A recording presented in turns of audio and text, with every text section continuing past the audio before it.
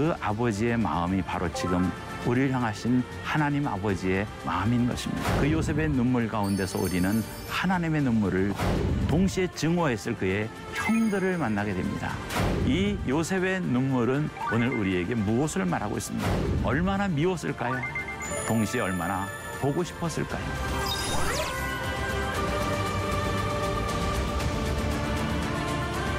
내 이름이 기록의 책에서 생명록을 말하죠. 거기서 지워질지라도 형들의 회개를 바라보는 감사의 눈물입니다.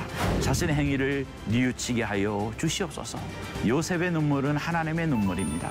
그 동족이 하나님 앞에 섰을 때에, 하나님 앞에 섰을 때에 이 형들을 돌이키게 하셨을까요? 하나님의 마음을 읽게 됩니다. 인간의 마음은 샘물과 같습니다. 그 속에서 어떤 것이 계속 솟아오르지요. 미움의 감정, 기쁨의 감정, 슬픔의 감정, 이런 것들이요. 그리스도인의 마음은 은혜의 샘물이 솟는 것이어야 합니다.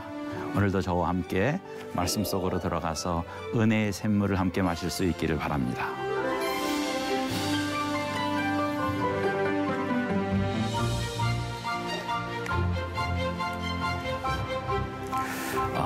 우리 아버님은 개척교회 목사님이셨습니다. 지금으로부터 15년 전쯤에 천국에 가셨는데 어렵게 개척교회를 하셔서 교회 한 해를 일구시고 은퇴 6, 7년 뒤에 하나님 품으로 안기셨습니다. 개척교회 초기 때 참 저희 가정이 어려웠어요. 그때 제가 중학교 2학년 때였는데 도시락을 못 사가고 갈 때가 참 많았고 얼마 되지 않은 등록금을 못 낼 때도 참 많았습니다. 제가 중학교 졸업할 때쯤 선생님이 저를 불러서 등록금이 1년 반이 밀려서 졸업시킬 수 없다고 말씀하셨습니다. 1년 반 동안 밀린 걸 다 내야 졸업할 수 있다. 집에 와서 아버님께 돈을 달라고 말을 했지만 아무런 대답도 안 하시는 것이었습니다. 그때 저는 아버님이 참 미웠어요. 제가 장남인데 어떻게 맏아들 학교 졸업에 저렇게 관심이 없으실까 하면서 참 미운 마음, 서운한 마음이 오랫동안 마음 가운데 있었습니다. 근데 아버님이 돌아가시고 나서 제가 아버님의 유품을 정리하다가 그때 그 감정이 틀렸음을 알게 되었습니다. 아버님이 제가 중학교 3학년 때 그 졸업을 앞두고 있을 때 아버님의 형님이죠. 그러니까 큰아버님을 찾아가셨더라고요. 제 등록금을 해결하려고. 한 번 찾아가신 것이 아니고 여러 번 찾아가셨더라고요. 거기에 일기 형식의 수첩에 다 써 있더라고요. 오늘 5번째 형님을 찾아간다. 오늘 형님이 나를 만나주지도 않는다. 우리 큰아들 등록금 어떻게든지 얻어와야 하는데 기다려보자. 형님이 퇴근 시간대까지 나타나지 않는다. 그냥 집으로 돌아가야 되겠다. 아, 우리 성욱이 어떡하나? 등록금 어떻게 해결할까? 그리고 성경 구절이 하나 써 있었습니다. 우리 아버님이 제일 좋아하는 성경 구절이 시편 18편 1절인데요. 거기에 이렇게 써 있었습니다. 나의 힘이 되신 여호와여, 그래도 내가 주님을 사랑합니다. 그런데 그 여호와여라고 하는 단어에 눈물이 한 방울 떨어진 자국을 보았습니다. 아버님은 울고 계셨던 것이지요. 맏아들의 등록금을 주지 못하는 그 아픈 마음, 그 마음 가운데서도 주님을 사랑한다 고백하면서 눈물을 한 방울 흘리셨던 것을 저는 아버님이 돌아가시고 그분의 유품을 정리하면서 보게 되었습니다. 저도 지금 새 아이의 아버지로서 그 당시 우리 아버님의 마음을 헤아려 봅니다. 얼마나 힘드셨을까? 얼마나 고통스러우셨을까? 못 받는 사람보다 못 주는 사람이 더 힘든 것인데 저는 그 당시에 아버님에게 가졌던 그 서운한 마음, 원망의 마음이 너무나 부끄러웠습니다. 사랑하는 시청자 여러분, 그 아버지의 마음이 바로 지금 우리를 향하신 하나님 아버지의 마음인 것입니다. 우리는 오늘 본문에서 요셉의 눈물을 봅니다. 그 요셉의 눈물 가운데서 우리는 하나님의 눈물을 볼 수 있기를 바랍니다.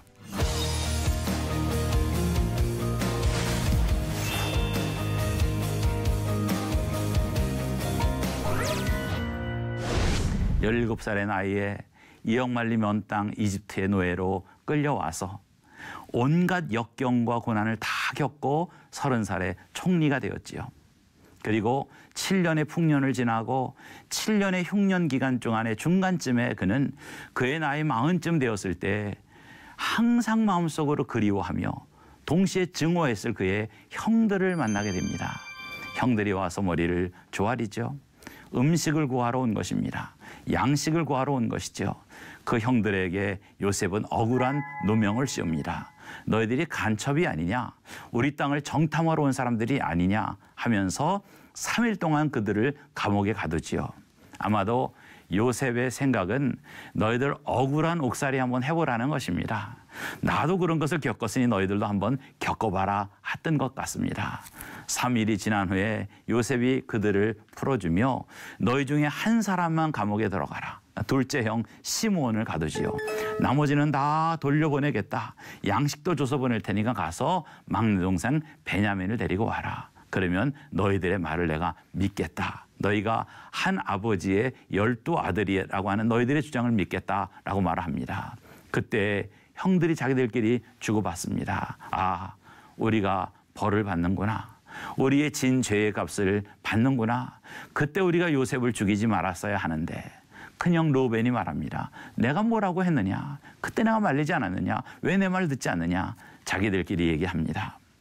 통역을 세워 말했기 때문에 이들은 애굽의 총리가 자신들의 말을 알아들을 것이라고는 상상도 하지 못하고 자기들끼리 얘기합니다. 하지만 요셉은 그 얘기를 다 알아들었습니다. 그리고 오늘 본문은 그 얘기를 듣다 요셉이 밖에 나가 울고 들어왔다라고 말을 하고 있습니다. 오늘 우린 여기서 요셉의 눈물로부터 오늘 말씀 속으로 들어가 보고자 합니다. 이 요셉의 눈물은 오늘 우리에게 무엇을 말하고 있습니까? 아니, 요셉은 왜 울었을까요? 먼저 그것부터 봐야 되겠습니다. 아마도 두 가지 의미를 가졌을 것 같습니다. 첫째는 형제들에 대한 그리움이었겠지요. 보고 싶은 마음, 증오하고 미운 마음도 있었지만 참 보고 싶은 마음이 많이 있었을 것입니다. 얼마나 미웠을까요? 동시에 얼마나 보고 싶었을까요? 그 두 개의 애증의 감정이 교차하면서 요셉의 마음을 흔든 것입니다. 실 세상에서 가장 기쁜 일이 무엇입니까? 사랑하는 사람을 만나는 거 아닙니까? 자기의 형제와 친척들을 만나는 것 아닙니까? 그것이 인생에서 누릴 수 있는 가장 큰 축복인 것입니다. 요셉은 지금 그 순간을 맞이하게 된 것입니다. 하지만 마냥 기뻐하고 좋아할 수만은 없는 그 미움과 증오의 바탕 위에서의 그리움인 것이지요. 그러기에 우리는 1년에 2번씩 자신의 고향과 친척들을 만나러 갑니다. 적어도 2번은 가죠. 구정 때와 추석 때. 길이 얼마나 막혀요. 그래도 꾸역꾸역 그 길을 가는 이유가 무엇입니까? 그것은 바로 그리움 때문인 것입니다. 사랑하는 시청자 여러분, 여러분의 그 사랑하는 친척이 있으시지요? 가족이 있을 것입니다. 그들에 대한 그리움이 있을 것입니다. 지방에 계시는 분도 있을 것이고 먼저 천국에 가신 분도 있을 것입니다. 그분들을 그리워하는 마음, 상상만 해도 마음이 젖어오지 않습니까? 지금 요셉의 눈물에서 우리는 그것을 보게 됩니다. 성경은 자기의 친족과 가족을 사랑하라고 여러 곳에서 가르치고 있습니다. 디모데전서 5장 8절에도 자신의 친족, 특히 가족을 돌아보지 않는 자는 믿음을 배신한 자요 불신자보다 더 악한 자라고 성경이 말씀하고 있습니다. 아브라함도 그랬지요. 아브라함도 그 소돔성에 있는 자신들의 동족이 죽어갈 때에 하나님이 멸망시키려고 할 때에 의인 50이 있어도 멸망시키냐고 감히 하나님과 딜을 하지요. 45명, 40명, 30명, 20명, 마지막에는 10명까지 깎지요. 하나님, 의인 10명이 있으면 이 성을 어떻게 하겠습니까? 멸하지 않겠다는 약속을 받아냅니다. 결국 의인 10이 없어서 멸망당하지만 그 동족을 향한 아브라함의 마음. 모세는 어땠습니까? 모세도 그랬죠. 왕자의 자리에 있었지만 그 동족 히브리 사람이 핍박당하는 것을 보고 그 핍박하는 자를 돌로 쳐 죽이지 않습니까? 그리고 출애굽기 32장에 가면 우상 숭배로 인하여서 황금 송아지로 인하여서 하나님의 진노를 산 이스라엘 백성들이 진멸할 위기에 있자 모세가 눈물로 나가지요. 하나님, 한 번만 용서해 달라고. 내 이름이 기록의 책에서 생명록을 말하죠. 거기서 지워질지라도 저들의 사함받기를 원합니다. 자신의 목숨을 걸고 구원을 걸고 동족을 위하여 신원하게 됩니다.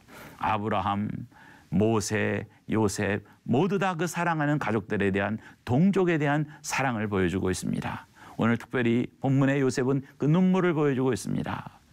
사랑하는 시청자 여러분, 요즘 남북 대화가 잘 진행이 돼서 해빙 무드에 있습니다. 참 기쁘고 감사한 일입니다. 하지만 우리 그리스도인은 기억해야 됩니다.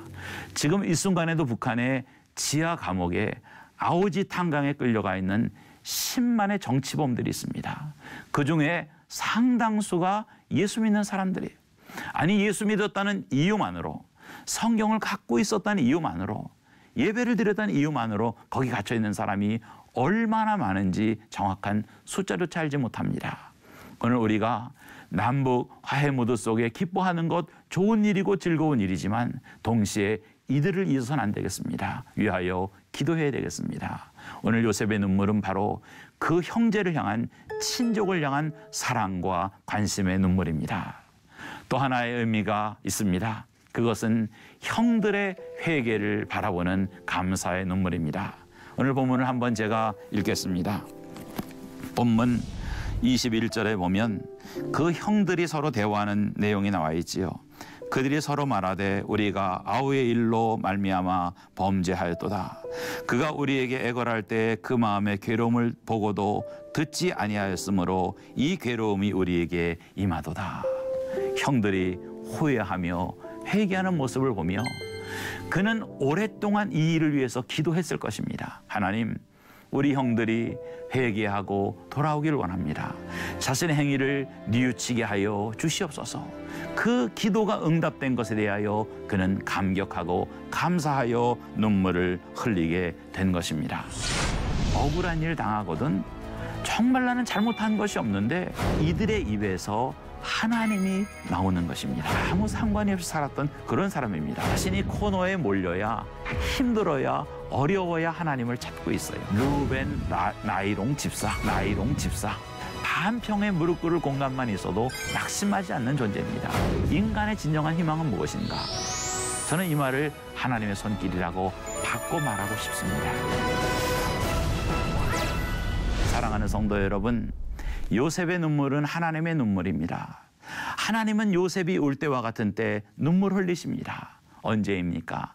그 동족이 하나님 앞에 섰을 때에, 그리고 그들을 다시 만났을 때에, 그리고 또 하나 그들이 회개하며 잘못을 깨달았을 때입니다. 요셉의 눈물을 통하여 우리는 하나님의 마음을 읽게 됩니다. 또 하나 본문을 통하여 우리는 봐야 할 것이 있습니다. 그것은 하나님의 손길입니다. 하나님께서 어떻게 손길을 펼치셔서 이 형들을 돌이키게 하셨을까요?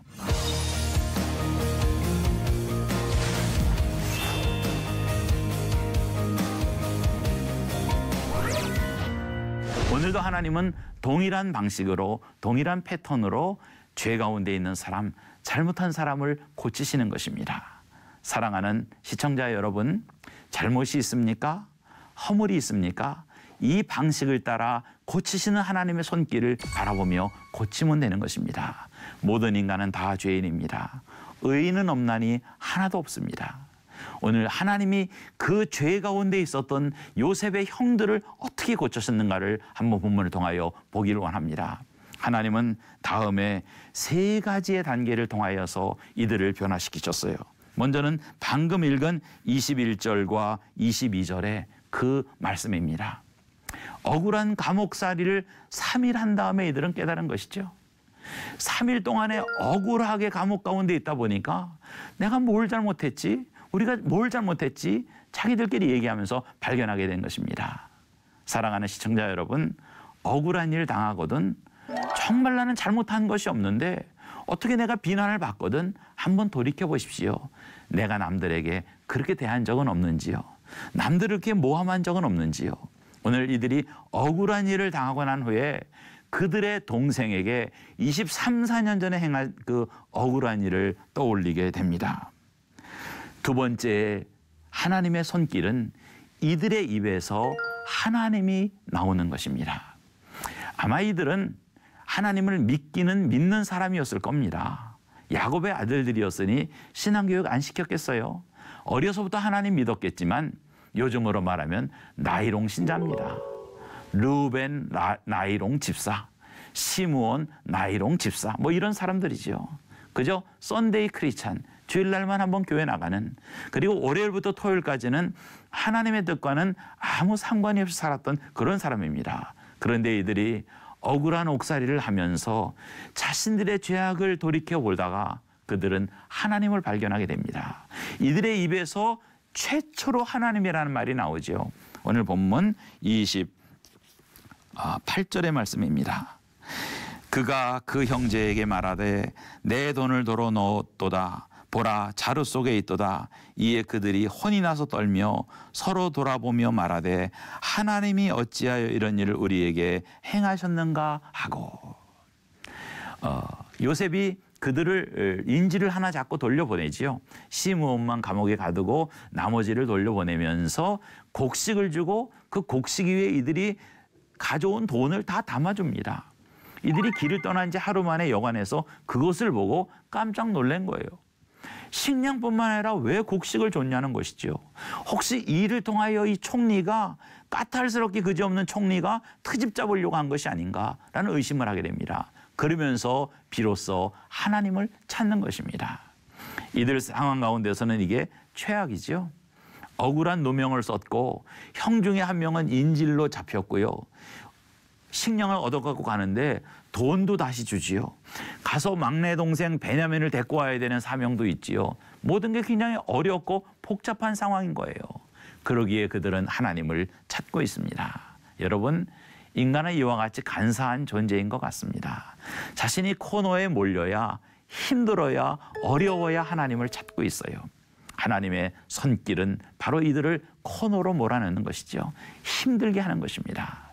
사랑하는 성도 여러분, 힘들고 고통스러울 때 한숨 쉬시거나 술 마시거나 다른 사람에게 하소연하지 마십시오. 그리스도인은 힘든 순간에 코너에 몰렸을 때 무릎 꿇는 사람입니다. 그러므로 우리는 반평의 무릎 꿇을 공간만 있어도 낙심하지 않는 존재입니다. 우리에게는 기도가 있기 때문입니다.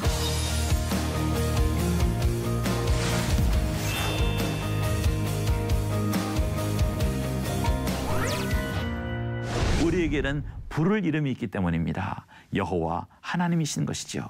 하나님의 손길은 이들을 회개하고 회개하게 할 뿐만 아니라 이들로 하여금 하나님의 이름을 부르게 합니다. 하나님의 손길 세 번째를 보게 됩니다. 이들이 아버지에게 돌아와서 말하는 것입니다. 하지만 아직은 이들이 철저히 회개에 이르지 못한 모습을 보게 됩니다. 오늘 본문에 보면 이들이 돌아와서 아버지에게 자초지종을 설명하게 됩니다. 시므온이 함께 오지 못한 것에 대해 설명을 합니다. 하지만 거기서 그들은 여전히 23, 4년 전에 지은 죄악을 은폐합니다. 자기들끼리는 후회해요. 자기들끼리는 우리가 잘못했다고 말합니다. 그리고 하나님의 이름도 부릅니다. 하지만 아버지 앞에 와서 솔직하게 자신들이 23, 4년 전에 요셉의 나이 17살 때에 그를 죽이려고 했다가 팔아먹은 이야기를 하고 있지 않습니다. 사실은 완전한 회개에 이르지 않은 것이죠. 그러기에 하나님이 허락한 고난이 계속되고 있는 것입니다. 만일 이들이 아버지에게 솔직히 죄를 고백하고 잘못을 말했더라면 이들의 고난은 여기서 끝났을 것입니다. 하지만 이들은 아버지에게 여전히 자신들의 죄악은 감추고 나머지 얘기만을 하게 되는 것입니다. 사랑하는 성도 여러분, 사람에겐 나 말하지 못할지라도, 사람에겐 부끄러워서 창피하여 말 못할지라도 하나님께는 다 고백해야 됩니다. 정직하게 진실하게 고백할 때 그때 고난이 끝나는 것입니다. 앞으로도 이들의 고난은 계속되게 되는 것을 보게 됩니다. 오늘 본문에서 우리는 요셉의 눈물을 통하여 하나님의 눈물을 보고, 오늘 이들의 회개와 하나님을 부르는 모습과 이들의 불완전한 이 모습을 통하여 이들을 역사하시는 하나님의 손길을 보게 됩니다. 임마누엘 칸트라고 하는 독일의 철학자가 있습니다. 독실한 기독교인이지요. 루터교 신자였습니다. 그래서 루터교에서 루터교를 빛낸 10명의 성인 중에 한 사람으로 임마누엘 칸트를 뽑기도 합니다. 임마누엘이라는 이름은 그의 세례명인데요. 그가 히브리어를 공부한 후에 그 이름이 너무 좋아서 임마누엘이라는 말이 하나님이 우리와 함께 하신다 하는 말이지 않습니까? 그 이름을 썼어요. 이 임마누엘 칸트는 평생 3가지의 명제를 붙들고 씨름한 사람입니다. 그가 붙들고 씨름한 명제는 오늘날도 중요한 철학의 명제가 됩니다. 그는 첫째로 인생에 대해서 나는 무엇을 알 수 있는가?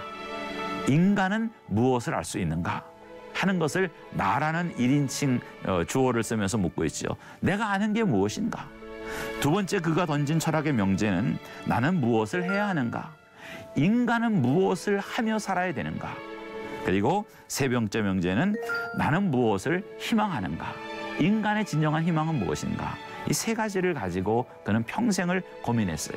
그래서 임마누엘 칸트의 유명한 3권의 책이 있는데 이 3책은 다 이 각각의 질문에 대한 대답입니다. 즉 인간은 무엇을 알 수 있는가에 대한 대답으로서 그는 순수 이성 비판이라는 책을 썼습니다. 여러분 학창시절에 아마 들어봤을 거예요. 두 번째로 인간은 무엇을 해야 하는가에서 그는 실천 이상 비판이라는 책을 썼고요.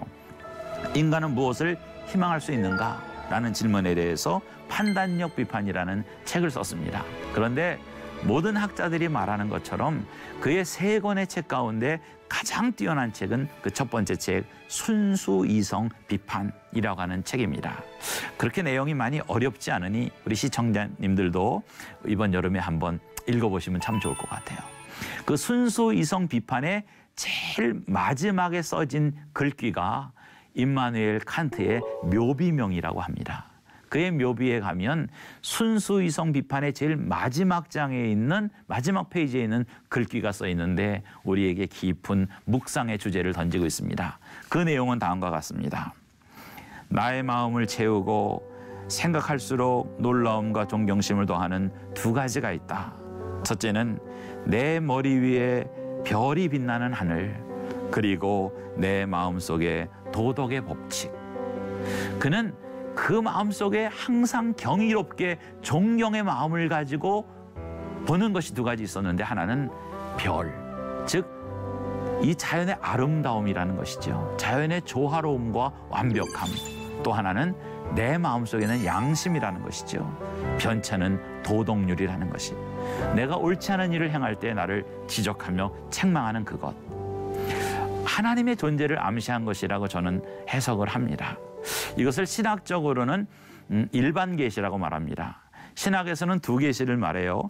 하나님을 아는 지식, 하나님을 아는 방법을 계시라고 하는데 특별계시와 일반 계시를 말하죠. 특별계시는 성경을 말하는 것이 특별한 방법으로 하나님을 계시하셨고, 일반 계시는 성경을 보지 못한 사람들 혹은 성경이 있기 전의 사람들도 하나님을 알 수 있는 방법을 하나님이 스스로 드러내셨는데 그게 일반 계시라는 것이죠. 즉 하늘에 빛나는 별로 대표되는 자연의 현상들. 아침이면 정확하게 해가 뜨고 저녁이면 정확하게 해가 지는 것. 또 구름이 끼면 비가 오는 것. 이런 일정한 자연의 룰들 있지 않습니까? 그리고 어떤 인간이라도 교육을 많이 받거나 못 받은 사람일지라도 그 마음에 있는 양심의 법칙 말입니다. 사랑하는 성도 여러분, 칸트가 말했던 이 하나님의 모습이 오늘 우리의 삶 가운데 있습니다. 저는 이 말을 하나님의 손길이라고 바꿔 말하고 싶습니다. 오늘 답답하고 힘든 인생 가운데서도 이 하나님의 손길을 느낄 수 있기를 바랍니다. 그리고 요셉의 눈물과 같은 그 눈물 속에서 하나님의 눈물을 바라볼 수 있기 바랍니다. 오늘 본문에 요셉의 눈물을 통하여 우리에게 말씀하시는 하나님의 사랑이 힘든 삶 가운데 있는 우리 모두에게 위로와 은혜의 샘이 될 수 있기를 주님의 이름으로 축복합니다. 다음 주에 다시 뵙겠습니다. 감사합니다.